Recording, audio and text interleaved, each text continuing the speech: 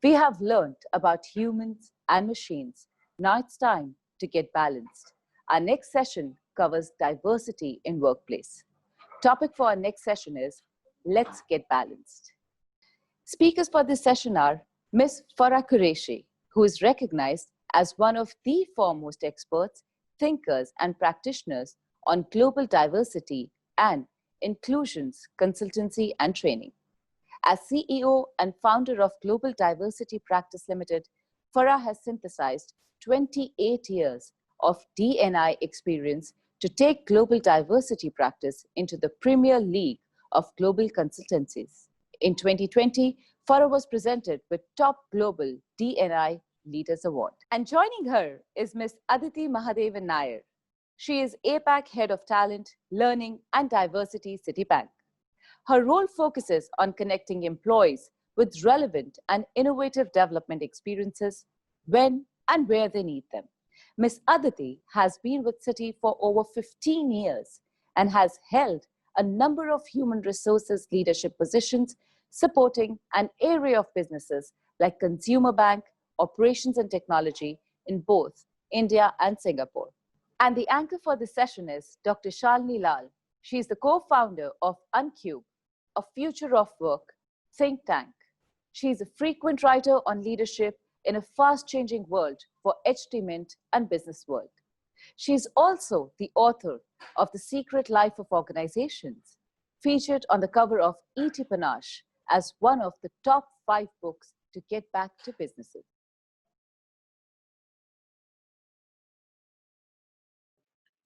A very warm welcome to everyone joining us. Thank you for introducing us. I'm delighted because we're going to discuss what it means to get balanced in a lockdown and beyond. And I have with me 2 wonderful panelists. I have Farah, who works in this all over the world, and she's been in this field for over 15 years. And I have Aditi, who works in the diversity inclusion field with Citibank, and she's also going to tell us a lot about what she has experienced in this time. So with that, welcome Farah and welcome Aditi to our conversation. Thank you, Shalini. Thank you very much. Pleasure to be here. Wonderful. So listen, my first question is, what got you interested in diversity and inclusion in the first place? And Farah, I'm really interested in what got you interested even before I think diversity and inclusion was as accepted as a practice. And then I'd love to hear from you, Aditi, what got you interested in diversity and inclusion as a field. Thank you, Shalini, and delighted to join our participants in this really, really important event. So I guess for me, it's been a personal and a professional journey.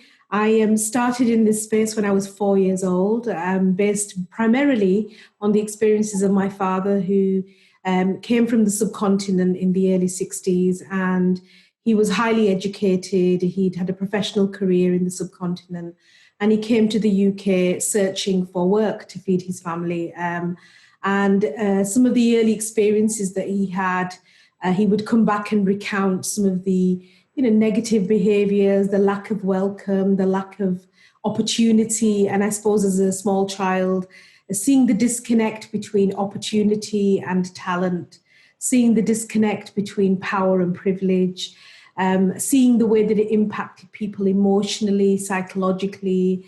And my father was very resilient. He kept going, and he would go out every day, and he would strive again to establish his space in UK society. But I suppose as a small child experiencing the impact of exclusion, sort of sowed a seed in me in terms of experience, but then in terms of wanting to be part of the solution. And so then that carried on in the UK in terms of my own education experiences, which some of them were quite interesting. Despite those challenges, I think one of the things was always coming out of this experience in a positive mindset, always wanting to be part of the solution. Then I entered academia. I had same challenges there. Despite being very, very successful in my work, the fact that I was an Asian woman, the fact that I was from a different part of the UK, the fact that I came from a different class bracket, all of these things affected my participation. And then I moved into the corporate world, first nationally, then globally, then I was a vice president. And so in each stage of my corporate career and my personal life, this issue of inclusion, exclusion has been part and parcel of my experience. And I guess for me, the part that you can play is really important. I've always believed that you must have a purpose beyond yourself. And so for the last 28 years, principally, my background is organizational development, it's leadership, it's consulting. I've been in boardrooms with CEOs, with leaders. I've traveled to 164 countries. And global diversity practice has an imprint all over the world in a whole range of sectors. So what was personal became professional, Shalini, and it continues to this day, not just for my past and to honour the legacy of my family, my parents, and many other communities in the UK and globally, but also for the future, for my children, the children of many of all of us, to try and play a part in making the world a better place. So that's my motivator, it's my driver, it's my raison d'etre, it's why I get up in the morning, and it's why I do what I do. Such a beautiful. I hope that is it.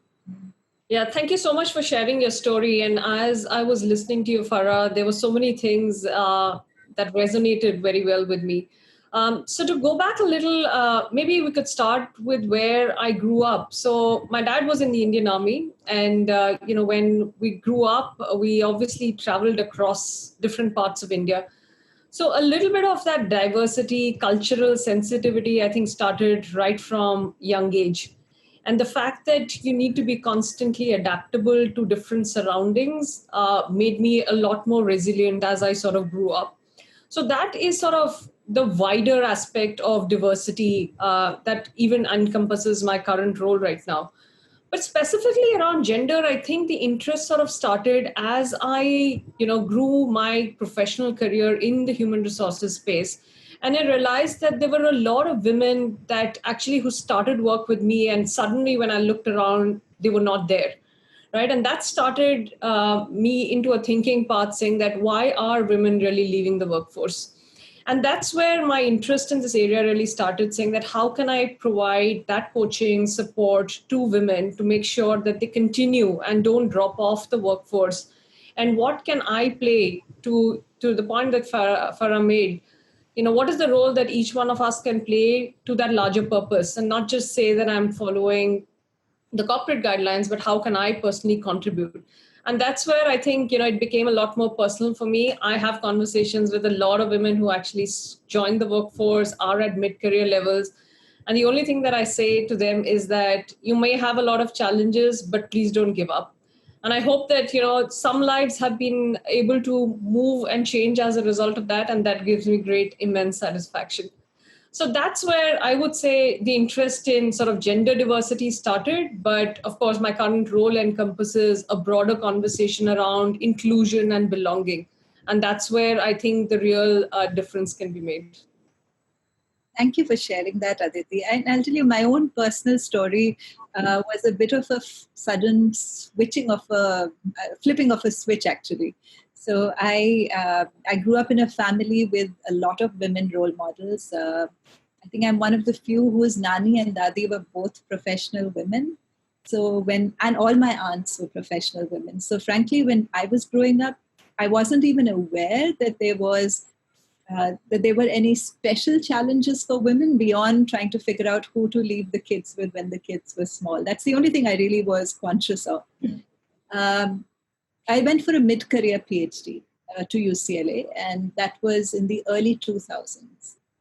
And in the early 2000s, much of the research being discussed in the organizational behavior area was about the impact of gender and the impact of race and ethnicity on people's outcomes across many, many different spheres of life, but particularly in professional life. And for me, that was really an eye-opener, because till then, I thought that if you spoke about gender, it was a sort of excuse or a cop-out, and it meant you were somehow, maybe you hadn't done as much work on yourself, and therefore, you were calling out gender, but I didn't believe it was real till the data became so much in our face, so to say. So it was week after week of listening to some very, very interesting research on how gender and ethnicity together impacted people's professional experience that, for me, was really an eye-opener. And at that point, I realized that when I come back to India, the conversation really has to be very different. I was from a leading business school, so I hadn't personally experienced any of this on my own. But mid-career onwards, I also realized that things are more complex than they perhaps appear at first glance. And that's when I got quite interested in gender and diversity as an area, even though my primary area of work is organizational development, leadership culture around, to be honest, the future of work. So this is going to be really interesting. What's the future of diversity and inclusion? And particularly given the fact that 2020 has been such an unusual year. So I want to ask you, what do you think is going to be the impact of the lockdown and the fact that almost all of us are, working from home across all parts of the world, on the conversation around gender, diversity, inclusion? Does anything change? Farah, what are your thoughts? Yeah, Shalini, I always believed that diversity and inclusion was an essential 21st century leadership skill. It was an essential mindset that helps us navigate towards the future, helps us to be resilient, helps us to adapt, like we've all talked about. The common denominator between the three of us is that we've adapted to our situations, and we've read beneath the surface and understood what's happening, and then modified our responses as a result. So for me, diversity and inclusion, and why I took all of my academic background, I took all of my life experiences, and I took all of the things that I heard as I traveled across all these continents and met thousands and thousands of people and different organizations with different challenges. For me, inclusive leadership is an essential 21st century skill. It helps us challenge, it helps us disrupt and deal with the disruption. It helps us be ahead of the curve.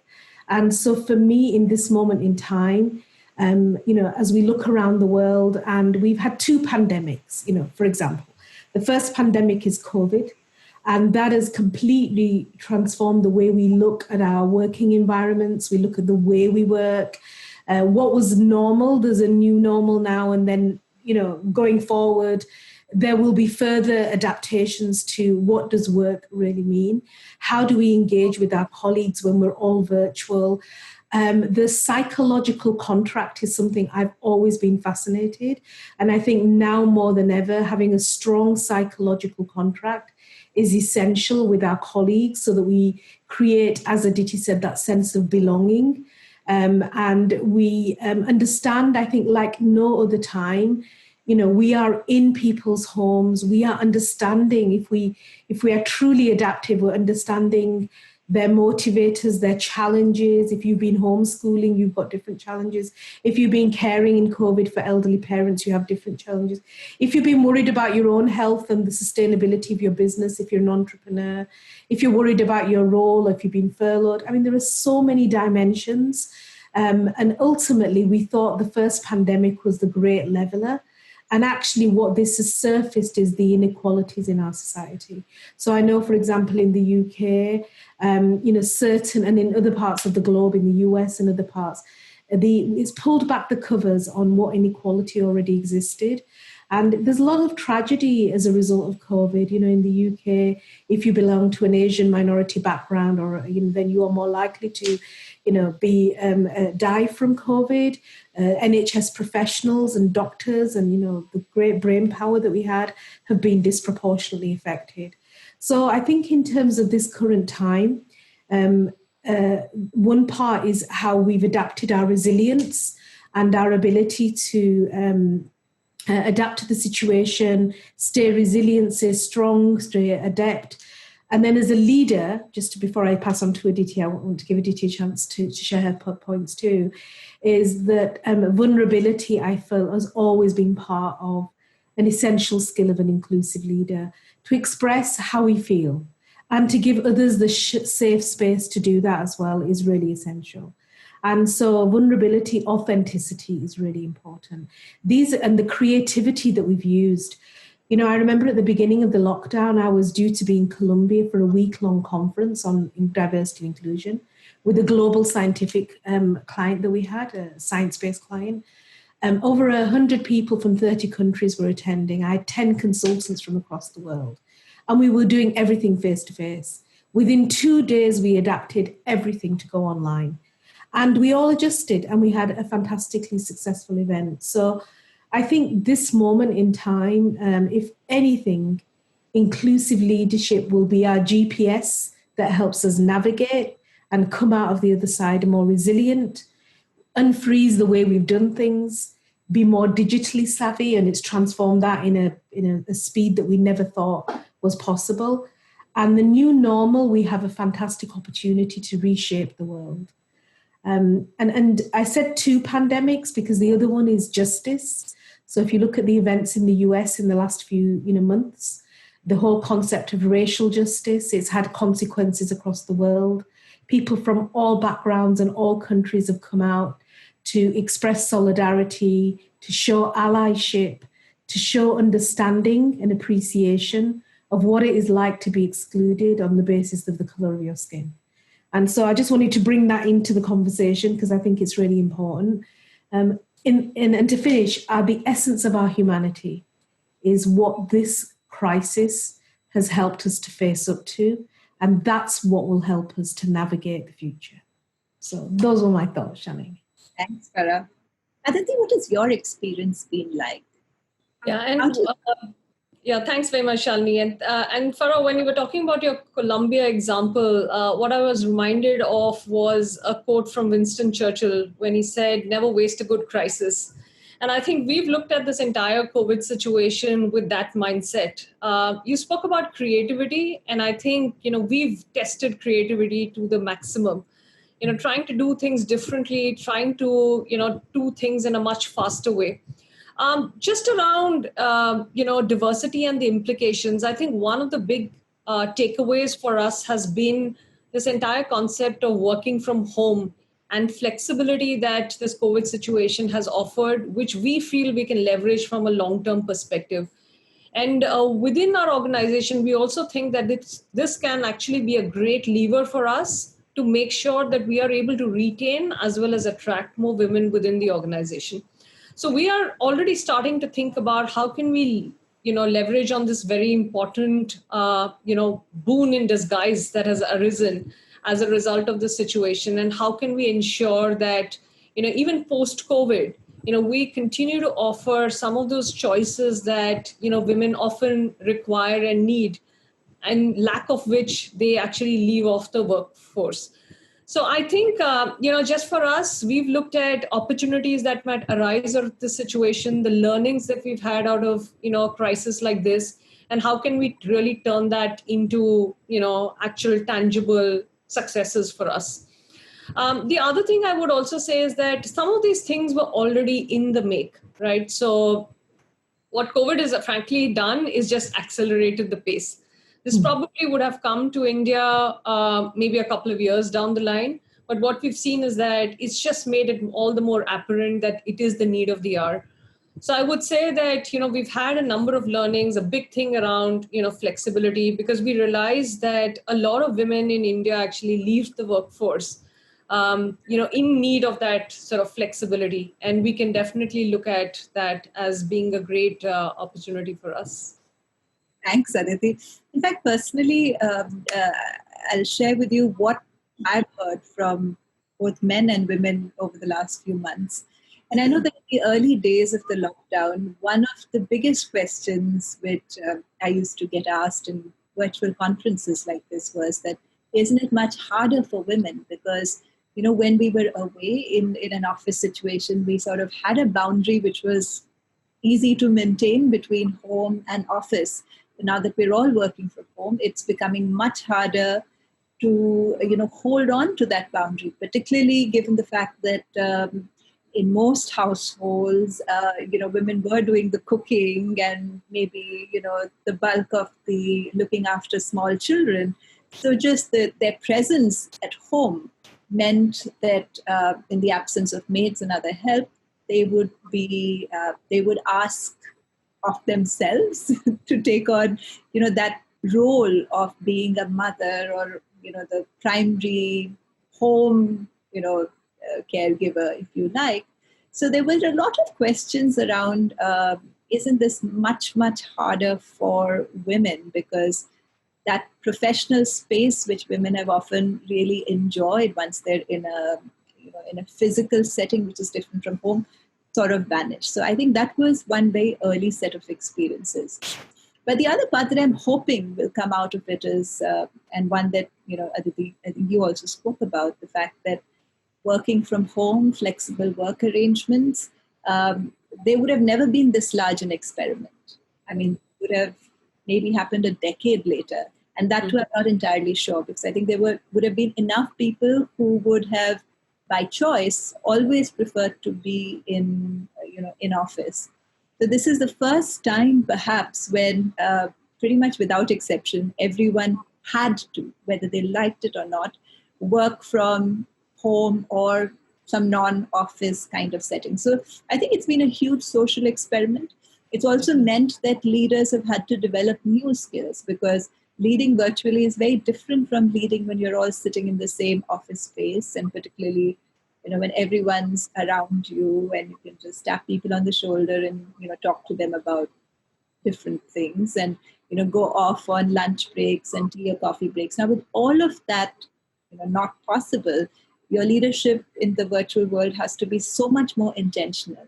So I see that organizations are along a very wide spectrum. There are some who are doing this quite well because they have had some past experience. They've had the right kind of conversations in their organization to understand that virtual leadership is quite different from leadership in in an office space as it used to be, and begun to understand that, in fact, much to their surprise often, there's a whole lot more that can happen when you're not working together that perhaps people hadn't quite realized. And of course, there's then the other end of the spectrum as well, where there are organizations where I think they are unable to do virtual leadership really, really well. And we're seeing that leadership has in fact become very transactional because that's what they're comfortable doing online. And they still haven't necessarily found their rhythm through how do you build relationships and how do you build, commitment, culture when you're not sitting together. So I'm seeing that, it's an interesting place. I think there have been some extra challenges for women as well. But on the other hand, it's also opened up the world in a way that just wouldn't have been possible. So I'm going to go back to something, Aditi, you mentioned, and maybe I'll first ask you what your thoughts are. So you might have seen some of the data around women's labor force participation in India. In 2005, our women's participation in the labor force was 32%. And in 2019, it's 23%. We're one of the only countries in the globe where the trend has gone completely in the wrong direction. And it's not a small decrease. It's a 1/3 reduction of participation. So that's tremendous. Had we seen the same thing on an upswing, we would have had lots of congratulatory conversations around how organizations are doing so many things so much better than they were, in 2005. But despite the fact that the conversation on gender diversity, inclusion has become so mainstream, despite the fact that, in fact, today there are very few big established organizations which don't have maybe at least one or more roles which are specifically focused on gender diversity and inclusion, how could it possibly be that we have moved from a 32% labor force participation rate to 23%? Any thoughts around what might be going on behind these figures? Yeah, so we often debate about this, right? So just from a country perspective, it seems to be such a wide, opportunity that's available in terms of the workforce. But unfortunately, the balance seems to be very, very different. And it's a great anomaly that the participation of women in the education field seems to be increasing. So there are increasingly more number of women who are getting educated and getting higher education. But unfortunately, that does not translate into them getting into workforce and sustaining themselves in the workforce for a long period of time. So I would say there are a couple of things. So one is a little bit around mindset, right? And the cultural nuances that come into play from an India context of whether they see women actively participating in the workforce at an equal level compared to men over a period of time. And one of the other things that has impacted is actually the affluence in the society that's increasing. So what we've observed is that as the overall society is getting more and more affluent, by the time a woman sort of reaches a stage in that sort of mid-career level, because of the dual careers and the increasing sort of salary levels in India, what tends to happen is that one salary tends to be enough to take care of the entire family and the needs of the family. And that's where I think a lot of women start debating in their minds as to what is it that they should choose between, whether it's family or whether it's that continued need to be in the workforce.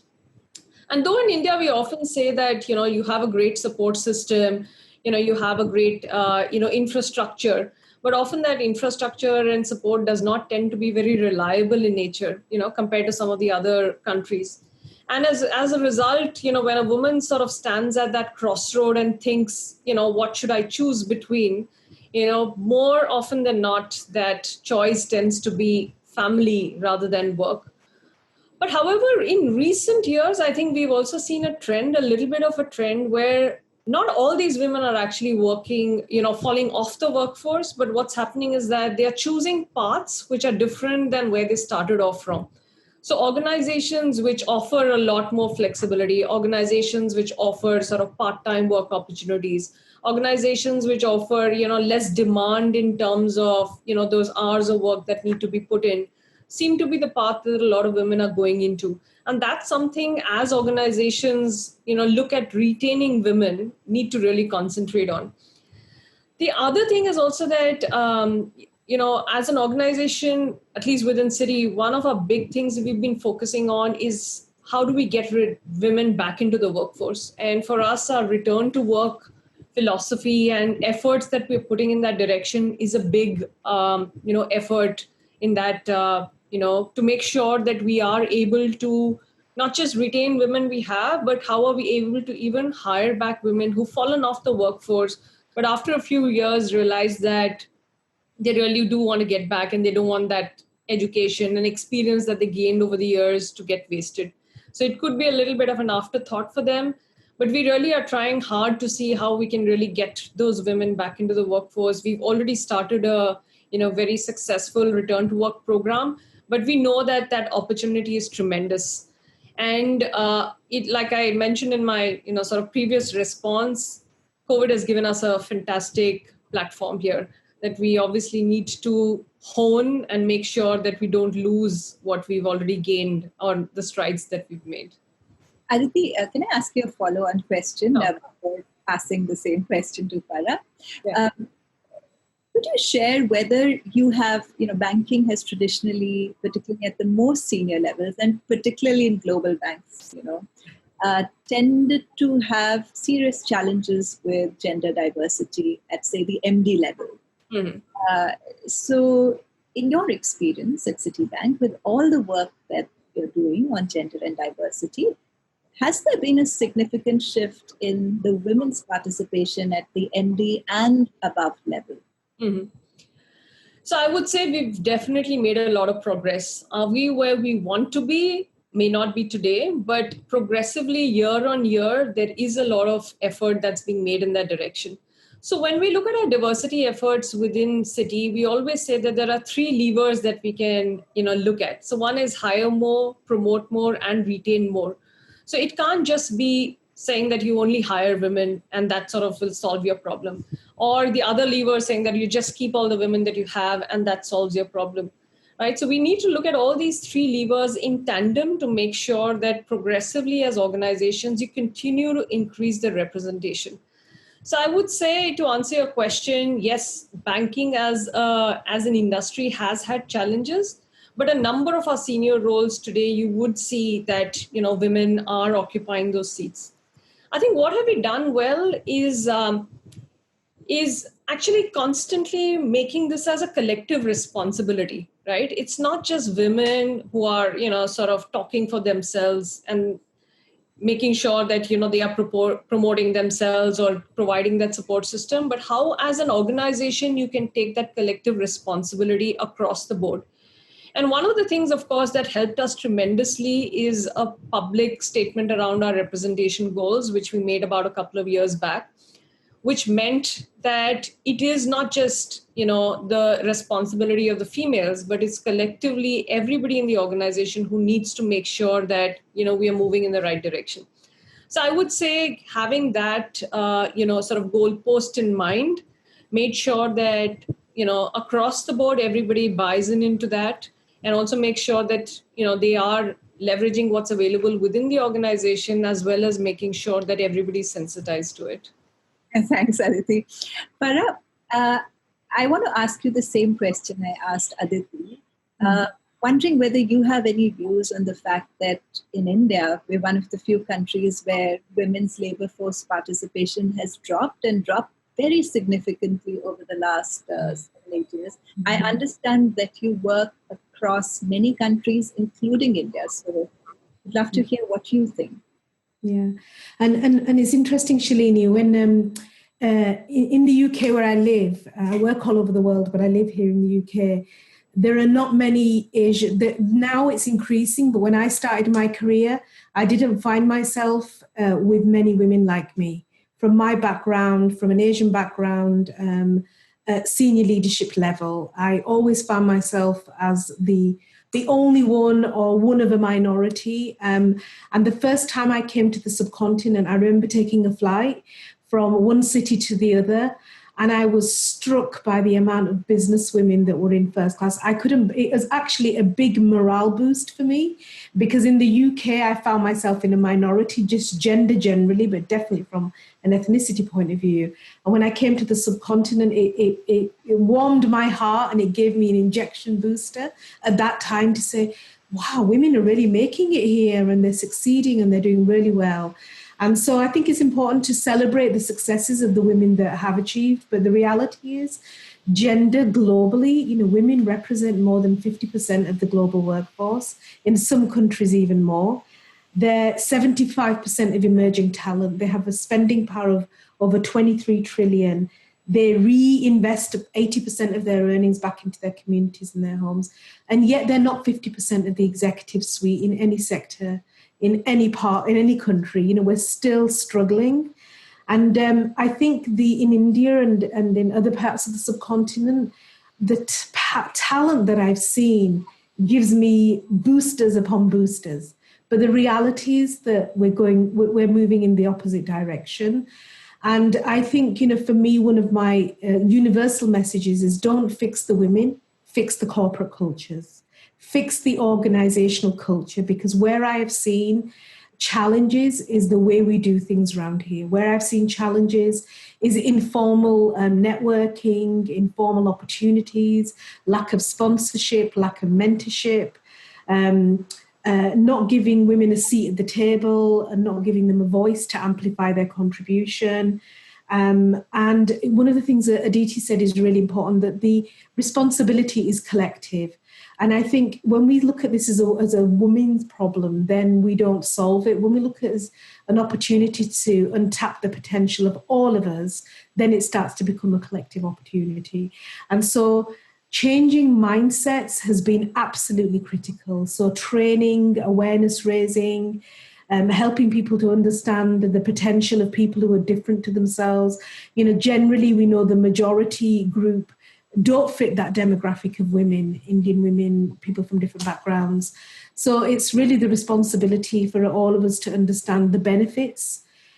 There's been countless McKinsey reports. In terms of gender diversity, how much more evidence do we need to see that women bring creativity, innovation? When they're at the table, we get better, more profitable, sustainable businesses. We're able to navigate better. And yet there's a disconnect somewhere in the psyche that means that we're not able to leverage the full potential of women. And I do think the cultural aspect is something that we shouldn't shy away from. And I came across a really interesting concept from an Indian author.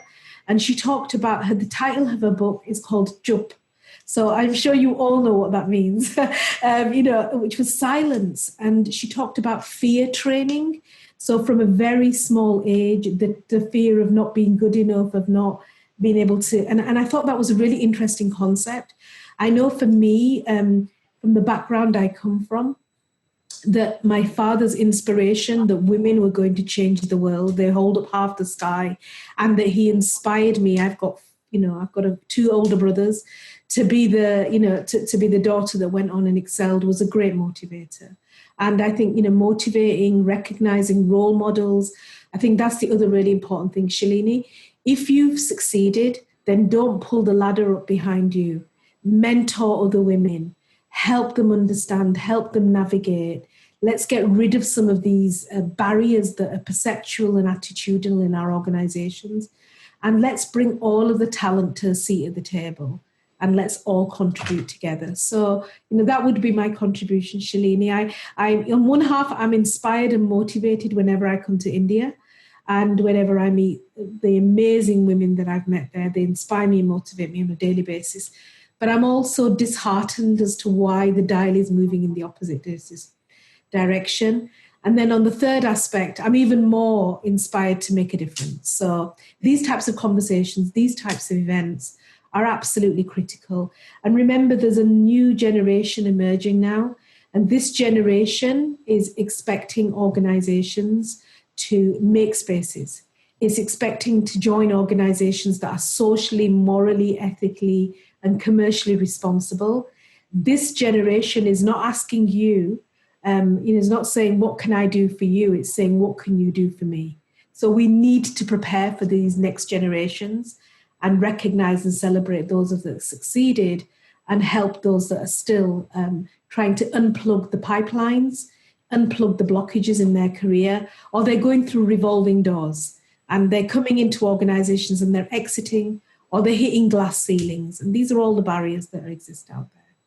Very interesting. So, point, Shalini, if I could just add something, I had a great example to share of something that we're doing just in terms of the point that Farah made, which was so relevant, giving back, right? And creating opportunities at that sort of new generation level.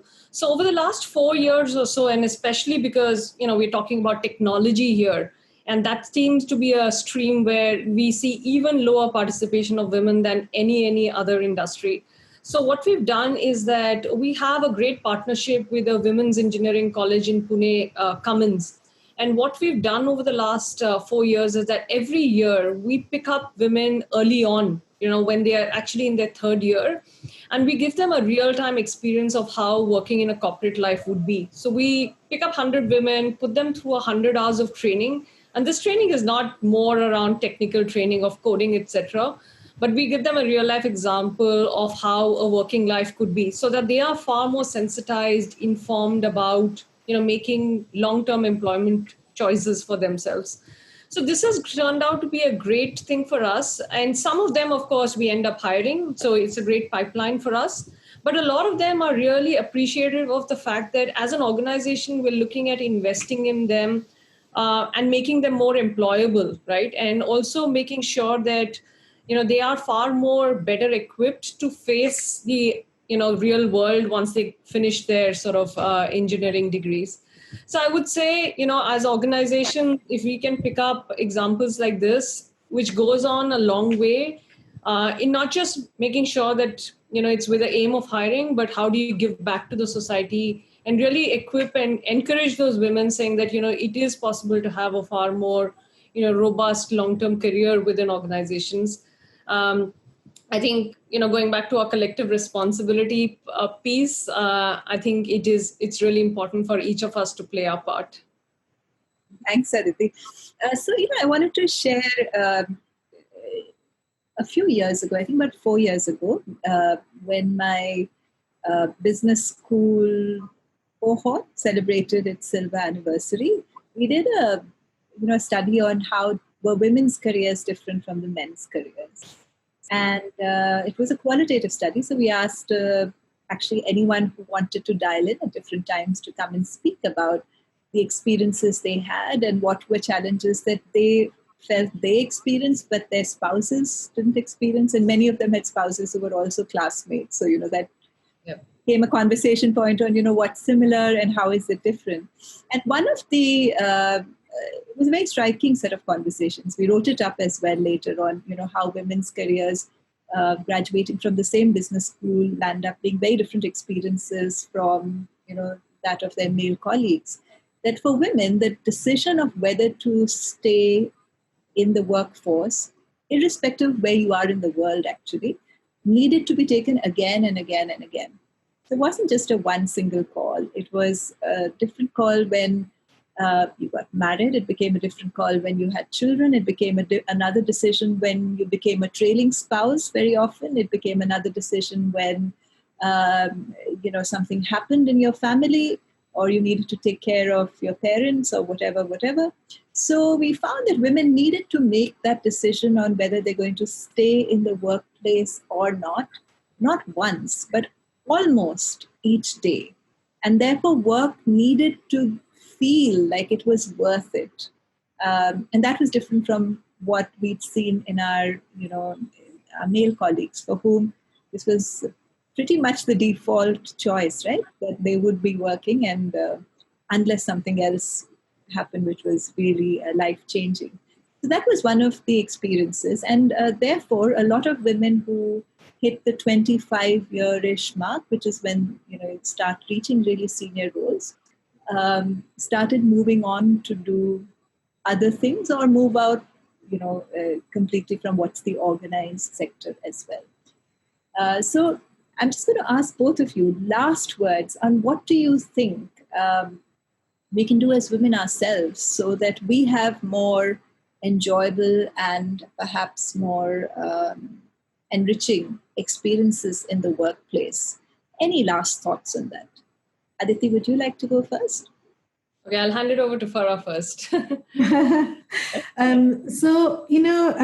It's really interesting, Shalini, because if I reflect on my own experience, which the experiences of many women that I've met, I think, I think for us to share and create empathy about our experiences, but then also be partners in bringing about change is essential.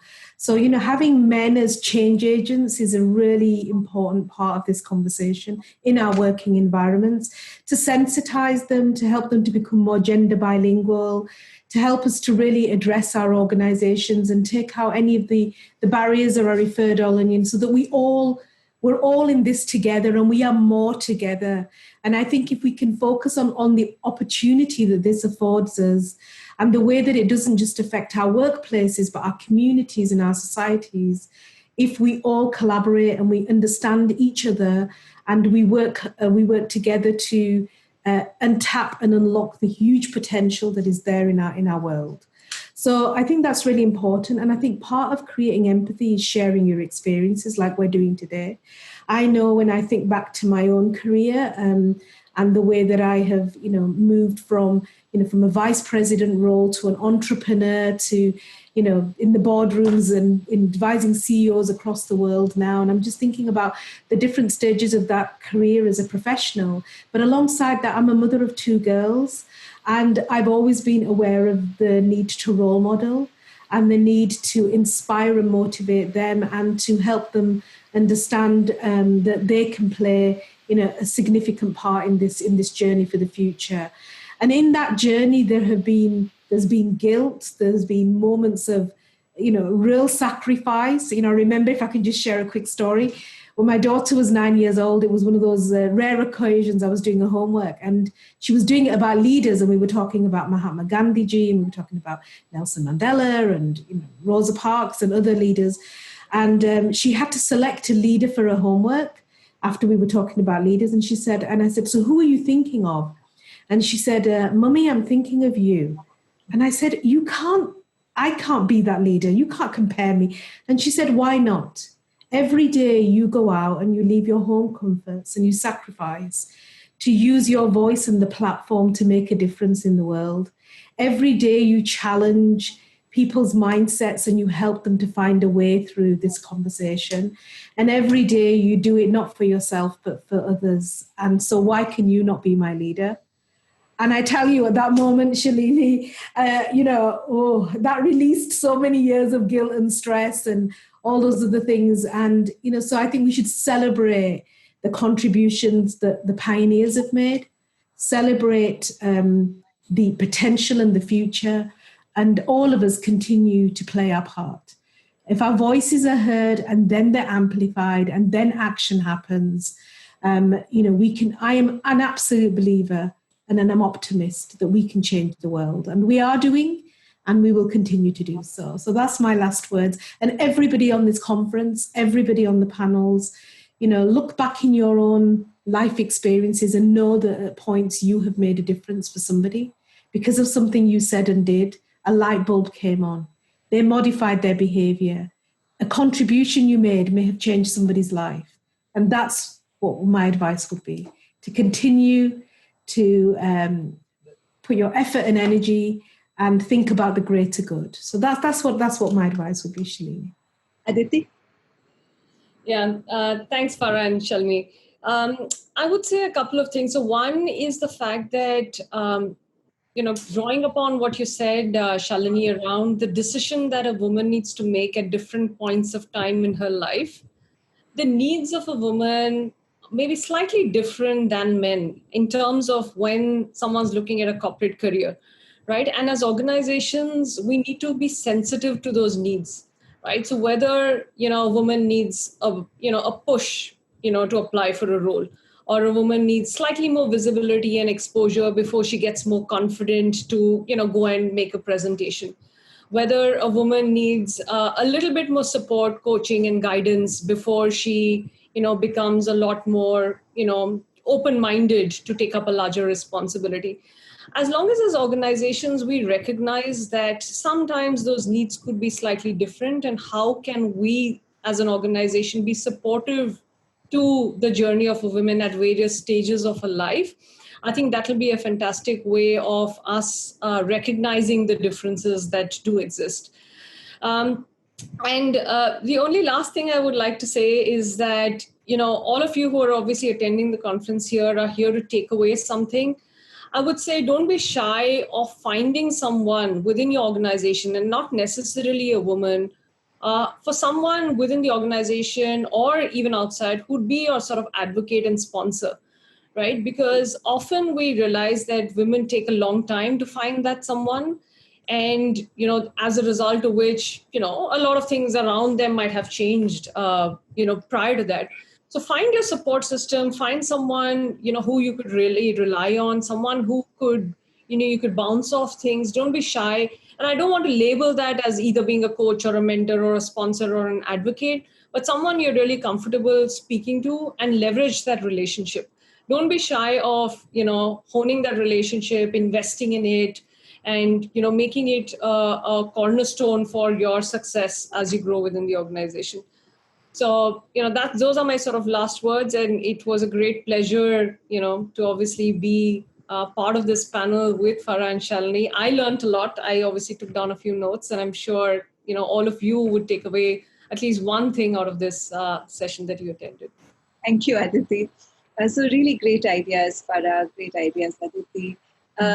The one last takeaway which I had in that research project we did on how men's careers and women's careers turned out different is that women, because they need to make that decision so many times, almost daily about whether they really want to be at work and what that work is going to be, need a really strong why, something that they really believe in or are passionate about, something that deeply connects with them.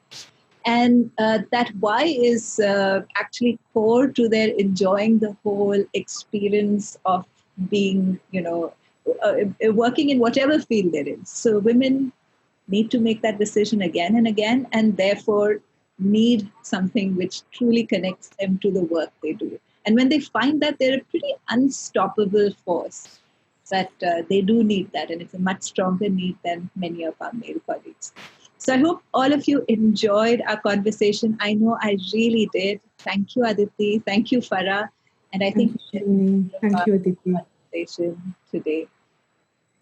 Okay, Thanks our very much. pleasure. Have a good rest of the conference. Great to meet you all. And thank you, Shalini, for your excellent hosting.